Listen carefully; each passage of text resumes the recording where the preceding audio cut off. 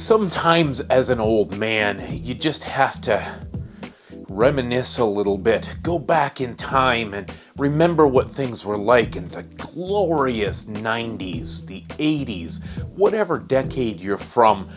It feels so good to go back and relive some of those great memories you had as a kid.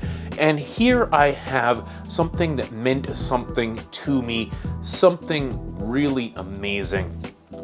And that is a collection of Disney Adventures magazines. Boy, I remember these so fondly. Here is issue 1, volume 1, the very first one that was released November 12th, 1990. Absolutely love these magazines. And why are they so important to me? That's what we're going to get into. In 1990, I was about 12 years old. I was the perfect age for things like the Disney Afternoon on TV and movies like The Lion King and Aladdin and The Little Mermaid, the kind of Renaissance period of Disney, and I was a huge Disney fan as a 12-year-old kid. You might think that's a little weird, maybe I should be into Power Rangers or Ninja Turtles or G.I. Joes or something, but I was a dyed-in-the-wool Disney fan. I had a huge collection of stuff as a kid, VHS movies. I even had movie standees from video rental stores, all kinds of Disney stuff. I was a huge fan. I did a video a few weeks ago about some of my Disney comics. You can see behind me some of the Carl Barks and Don Rosa collections of Disney Ducks comics. So check that video out if you haven't seen it already. But if you know me, you know Disney is a serious passion of mine. It's something that I just absolutely love. So you're going to see in the B-roll, I have quite a few of these Disney Adventures magazines from my childhood, and some that I have picked up along the way, thrifting and that sort of thing as well.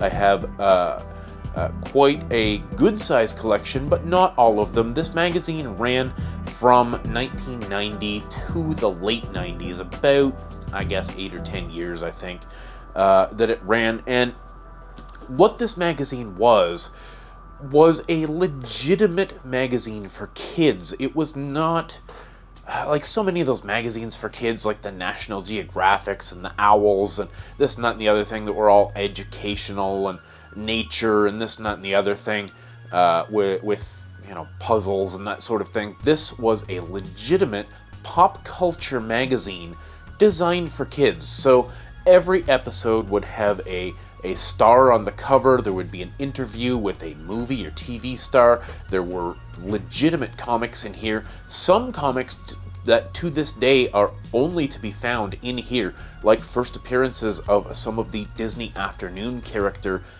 comic book strips that were later released in floppy comics and stuff like that. But some of the introductory things like DuckTales and TaleSpin were introduced in Disney Adventures and then spun off into their own comic series. Of course, there's all kinds of stuff in these as we go through. This is, again, the first issue, the very first issue ever, with Baloo and Rick Moranis on the cover. The second issue, the holiday issue, has Fred Savage and Chippendale Rescue Rangers on the cover. And when you look inside, I have to be careful because these are a little bit old, but you've got all kinds of great interviews, and then it leads into real comics like Fantastic Comics, some more great interviews, all kinds of stuff, The World of Spies, a legitimate magazine, pop culture focused for kids. This would be like, getting a Hollywood Reporter or something. So this one's got Liza Milano on the cover. That's the third one. The fourth one, Bob Saget, John Candy. This is the complete, you can see here, the complete first issue, the 12 issues of Volume 1. And I am really proud to still own these after all these years. These are the original copies, and my memories of going to the grocery store with my mom every week in anticipation of another one of these coming out. They came out once a month, but 12-year-old me couldn't keep track of which month was which or which week was which, so I would just go to the grocery store with my mom, so excited, and we'd go through the cash register with all our groceries, and there would be the new issue on the rack beside the bubble gum and the chocolate bars and the National Enquirer. There would be the new Disney Adventures magazine, and my mom was so wonderful to buy me one every single month. She knew how much I loved this Disney stuff, and I thank her for these memories now, because I can go back and I can relive some of these great memories by flipping through the pages of these. So you're seeing in the B-roll, I have quite a few from the later 90s. I have the complete run of Volume 1, and I believe I have the complete run of Volume 2 from 1992 as well.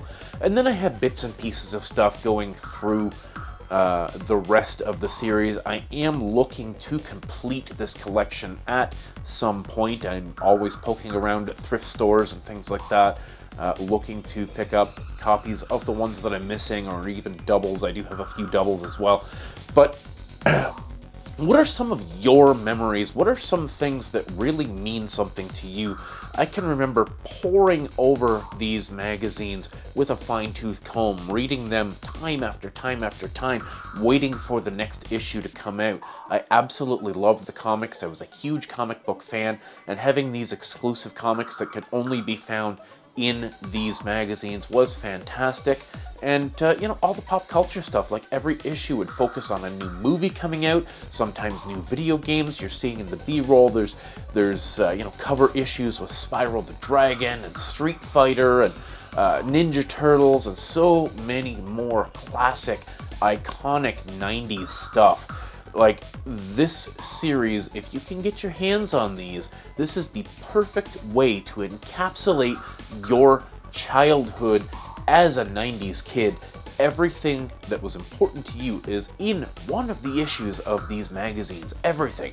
Power Rangers, to Paula Abdul, to Mariah Carey, to anything that you might have been interested in the 90s, I guarantee you it's in these magazines. Anyways, guys, thanks for checking out my little collection here. I absolutely love showing you guys some of the stuff that really matters to me.